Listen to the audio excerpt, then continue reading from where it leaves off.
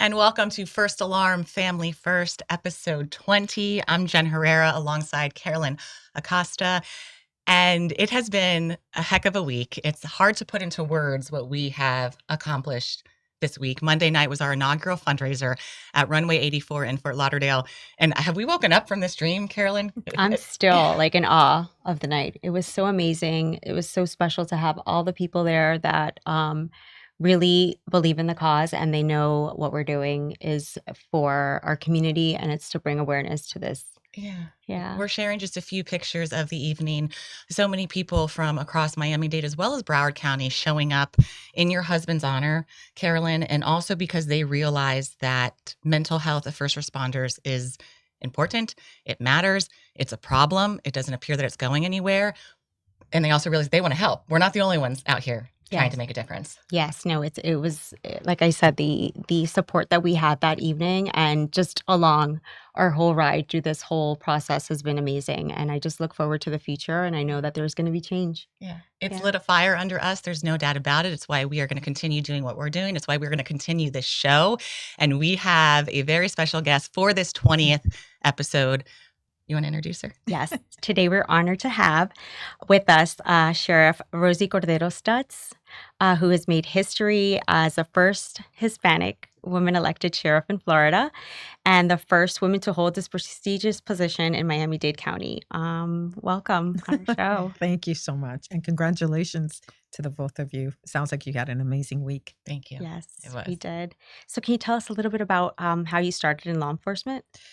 Sure. So I started in this county in 1996 in patrol. And I've only worked for the back then Metro-Dade Police Department, and then it became the Miami-Dade Police Department, and now it's the Office of the Sheriff.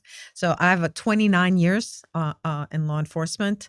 I came to South Florida because of the fact that my parents divorced and my dad lived here. So I would spend summers and we lived in Miami Beach. And so it just kind of became my natural second home. So when later on, when I graduate college, I did, and I can't really get a job in law enforcement up in New York area. I decided okay, well, I guess we moved to South Florida, my second home and here. And it still took me like another 2.5 years before I actually got on the job. But I always knew that this was a passion and a calling for me. And when I got on the job, I just really thoroughly enjoyed patrol. I couldn't really, I know this sounds, I tell people this, I'm like, every day is different. You help people every day in a different way.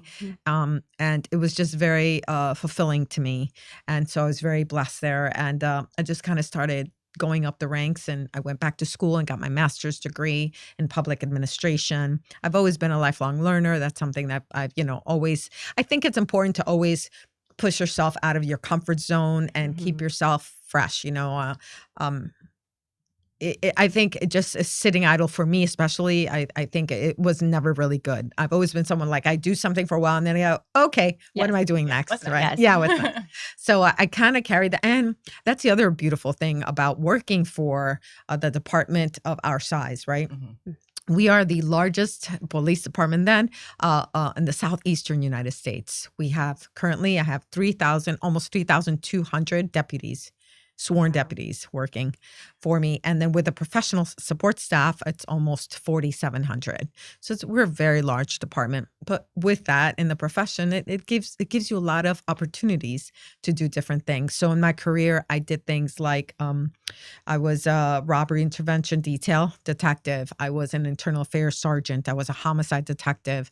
I did economic crimes. I did public information officer. And then as I got promoted, I did personnel management, which is human resources, hiring, discipline, and things like that, benefits. And then as the higher you get, you start to really be able to command entire areas and units. So, at some point I have pretty much commanded and touched every single Right, section right. of and that's what I brought to the position when I decided to run for sheriff. Yeah. And I think that's so important, especially Mhm. when it comes to somebody in charge, having a true awareness of what it's like to be in all of those different positions. Yeah. Probably why people were really behind you. We know that the sheriff's position is an elected position. Mhm. I'm going to let you talk about all of your platforms. What caught my attention because of what we've been talking about the past 8 months. You have, 3 or 4 main ones, I believe, if I remember correctly. But one is the mental wellness of your citizens and how the sheriffs or the deputies, I should say, Yeah. can help the citizens if they do have a mental illness. But it's also the mental wellness of your deputies. Yeah. Why, Sheriff, was that one of your legit platforms? Because you could have picked any. Legit. And so one of the things that I have, recognized in the past several years, our department, we suffered trauma, real trauma as an organization, and then obviously as individuals within that organization. And obviously we can talk about at the national level, the rhetoric of, defund the police, several years ago, you go through that, putting on a uniform and not feeling appreciated for the job that you do. And then you bring it in here, locally to us. We had the tragedy of the bridge collapse, and then we had the tragedy of Surfside, and then of course we had the tragedy of our previous director, and that incident, and so for me, if I tell you, and then of course the transition to the office of the sheriff, because nothing Mhm. more life is put someone in turmoil than not knowing what their future looks like, investing years and years of your life and being unsure as to whether or not you have a job that pays your bills and takes care of your family. So for me, it was really important to be able to bring some sense of security back to the Mhm. office of the sheriff, to the deputies, and to all the employees. Um, and you're right, I did look at it as an outward to the community and an inward to us. And on the inward side, I'll tell you that I immediately kind of hit the ground running after getting sworn in. We reorganized a bit, and as of now, we have our psychological support services bureau, which will probably get renamed something. That's a lot to say, Sheriff. But one of the things that I've done is I'm putting them directly under my command. And I know that sounds like, isn't that normal? Yes and no. What happens is along the way it grew, right? And it was small, and then it has just grown over the years. We've been blessed with one of the few organizations in this country that has their own internal psychological support for their employees, and we've had them for many years, and they continue to evolve. And in that evolution, we join them with the external part, the crisis response unit, which is our we respond to calls of individuals in crisis, and it's a co-responder model with a law enforcement officer alongside a counselor, and we are able to provide them support and resources right there and follow up right through case management. So that's a great way in how we deal with, but all that kind of got bundled together. And so one of the things that I recognize, especially, and we'll talk about a little bit about the most recent trauma we've had, is that we need direct access. Our deputies and our employees deserve to know that they can go directly to the help without a lot of layers of bureaucracy. Right. And I think that happened, organically. It wasn't meant to cause any walls, but sometimes it does. And so I'm separating it. I'm leaving the outward in the investigative side, and I'm bringing that kind of under my fold direct report because it is so important to me. Unfortunately, we had a deputy commit suicide just a little while ago. And that was very early on after I got elected. And so it brought more attention to the fact that we need to support our deputies. I wish we could have done more. It's one of those things that'll always kind of haunt me, I think. Of course. But I think I hope that in her honor, we will be able to continue to improve the program and really affect and support our deputies. What do you think the biggest challenges are facing law enforcement today? Like, as far as like addressing, what would you think are? So I mean, I think there's different levels, right? Because here locally we have our challenges. So I mean, for us here, traffic is a challenge. Right. That's a real challenge. Every day we get in our cars and getting from point A to point B. We have people who really, there has been a lot of lack of following the law when it comes to the road. And so one of the things that I have done is really beefed up on some of our traffic enforcement and educational side as well. Because I do believe that we have to go back to the basics of our job is to make sure that everyone is safe and secure. You should be able to get up, leave your home, go to work and or take the kids to school and go to the park and the movies and ice cream and never ever worry about safety. And, or if you never saw it and not even think about it, right? Isn't that an that would ideal? be amazing. Well, you got to have set goals. You have to yeah, set right. goals. Yeah. Absolutely. Yeah, exactly. So I think presence is important for us here in South Florida. I definitely want to increase the presence of uniformed patrol officers, deputies, so that people are seeing them on the road. I think that one, it helps deter crime. Right. That's number one. But number two, it is that engagement of one-on-one and creating those opportunities, once again. So I'm taking measures to do that. But if I look at it big picture, retention is important in law enforcement in our profession. I do think that also there is the immigration piece nationally that is affecting South Florida. We are a community of immigrants, and how that translates into please don't call or don't feel that you shouldn't call the police if you are in fear, if you're a victim of a crime, if you're watching a crime. That is not our primary response. And we try to get this message across. Yes, we do have a job to do. And if someone has a detainer and has to be arrested because that is a legal act that we have to do, then we're going to do that. But that our primary response is not, 911, what's your immigration status? Right. That's not what we do. Right. And it's not going to be how we respond. But we understand that there's fear in our community, and working through that has to be like a communication, right? So there's a lot I think that impacts us here in South Florida. There's so much, and just hearing you talk about it, I'm getting overwhelmed because a lot of us think about the police when we're driving and going too fast, right? We think like, what I mean, when it crosses our mind, if we're in danger, if we need help. There are the more serious matters. I believe you were alluding to Director Parker, if I'm not mistaken. So if I remember his name. So Director Parker did commit suicide as Years well. ago. Yeah, he did. Yeah. It was after he had retired, and Director Freddie Ramirez attempted suicide. So I thought of Mr. Parker when you brought that up. You mentioned the most recent deputy, Felicia Kenzie Smith, just a few weeks ago. And I thank you again for doing this so shortly after her passing, because thank you. I know that's a lot. And then Freddie Ramirez, I think we have to bring up as well, because it had a lot to do with the election.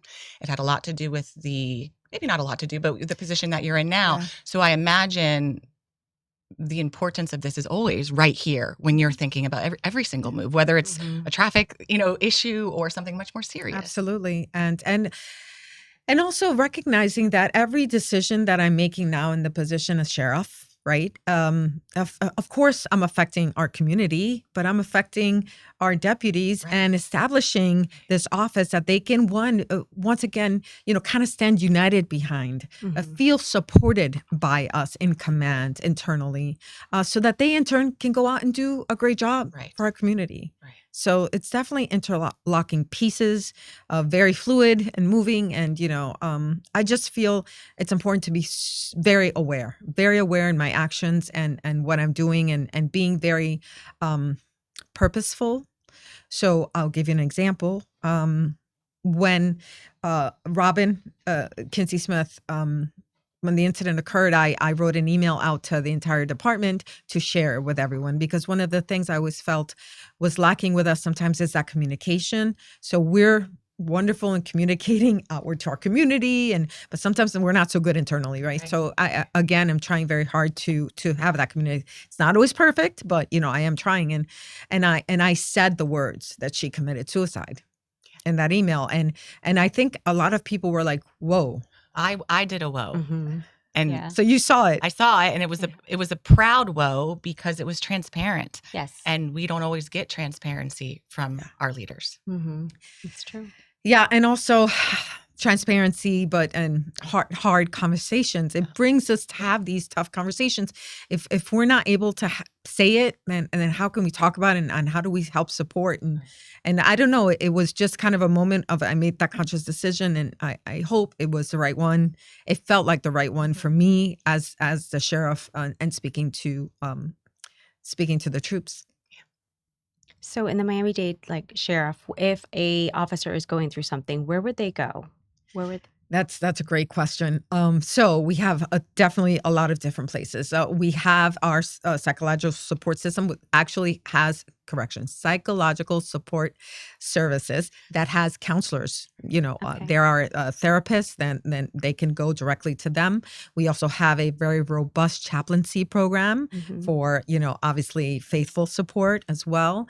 We have a peer-to-peer program for deputies who have been through difficult times themselves and have trained them, in conjunction with, are trained and now are able to support other deputies as well. And we are now expanding and reaching out to our retirees. Oh, good. Yes, because that's something that they expressed, that they really felt that they wanted to be more involved. And all of a sudden it was like a light bulb. It's like, what do you mean? Like, they want to help. We want to help them, of course.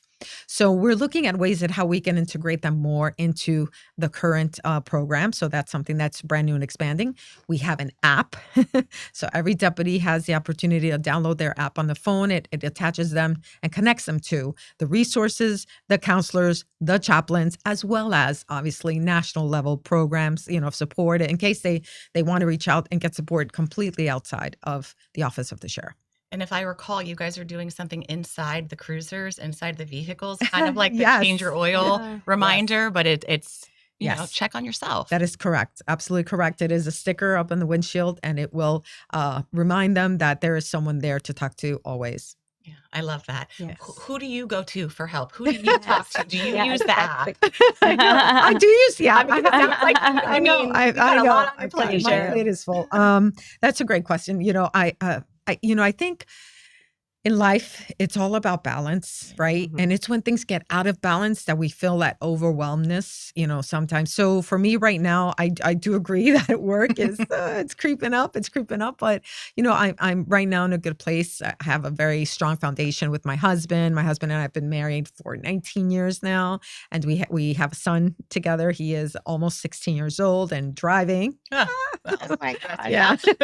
But I try to get to church as often as I can. I have my sisters and my brother, and my dad is still, alive. My mom has passed. She had Alzheimer's and passed. So that was a difficult time in my life, right? Where, so I think that you just lean on the things that, and you know what, as cliche as it sounds, it's okay to not be okay, and have a day and have a moment and have a week, whatever it is. And then, find a way out of that path and get yourself back on your feet, Let me ask you, have you guys worked on any policies or programs just specifically focused on PTSD or preventive support? Yes. So we are actually working,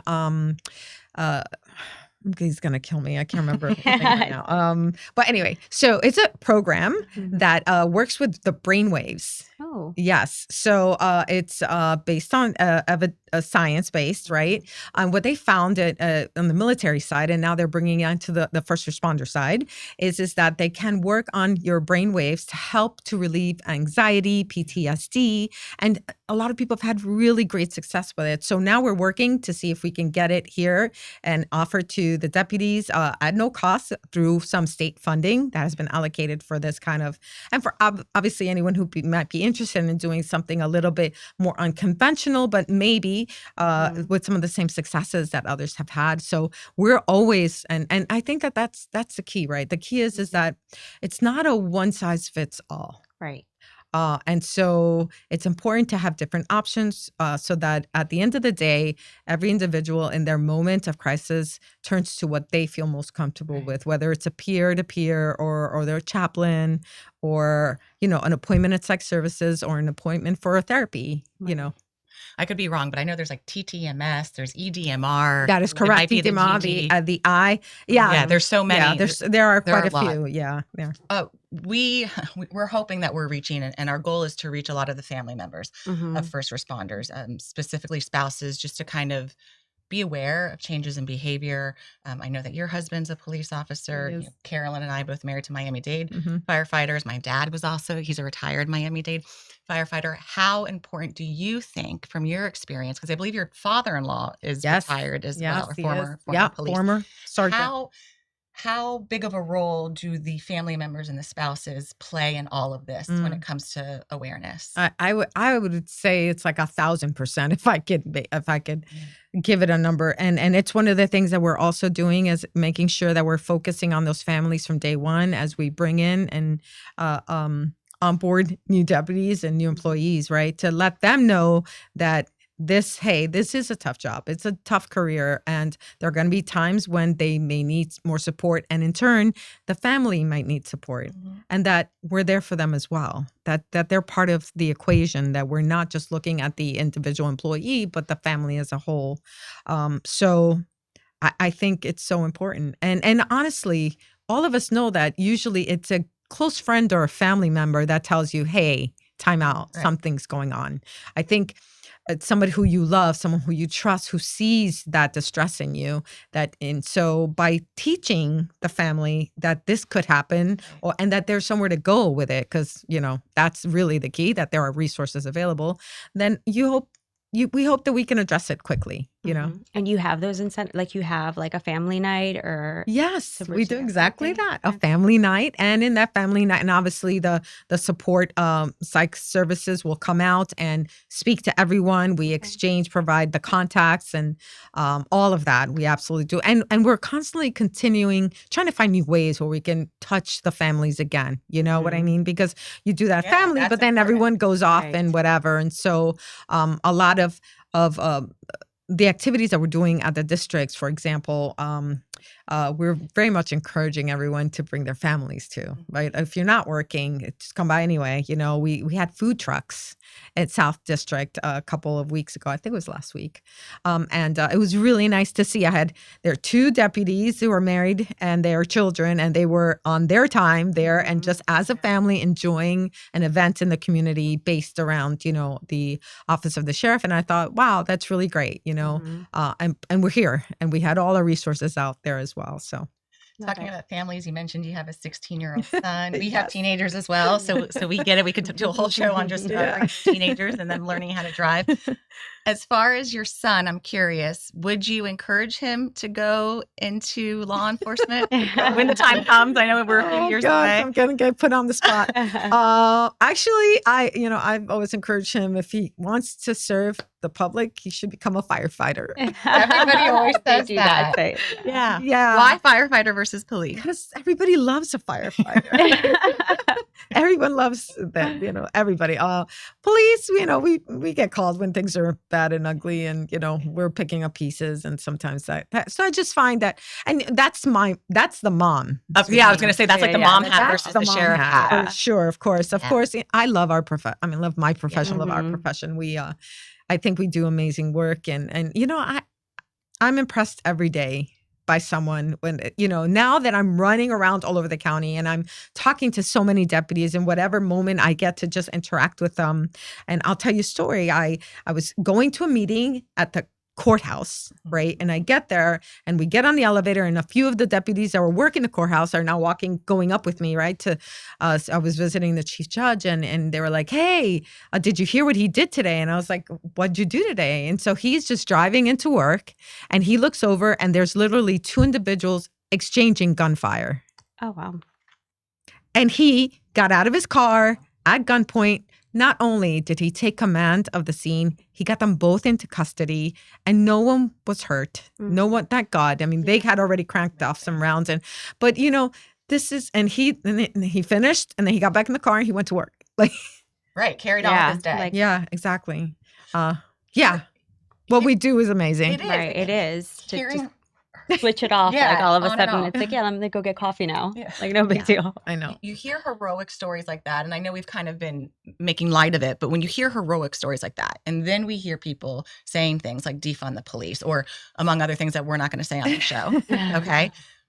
When it comes to like moral injury, Mhm. how do your deputies get past that or through that? Yeah, wow. I hope they're doing it using all the support that we provide and whatever works for them, whether it's exercise and just spending. But I'll tell you that that's probably my biggest trauma, I think. It is because I do get angry. Like, for me, my job is to make sure that my deputies have what they need to do the job to serve this community and to do so well and to do so safely so that they can go home to their families.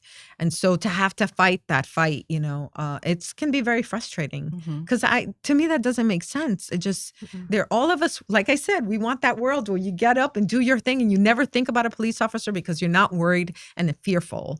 But how do we do that if we don't empower and support the actual deputies that are doing that job? Right. Yeah. There's a lot to it. It's not just the physical violence. Oh, yeah. But there's much more to it. There is a lot. And I am very grateful, though, that now we are talking about it, right? Because for so many years, I started in 1996, and to use a phrase that it was, suck it up, buttercup. Right.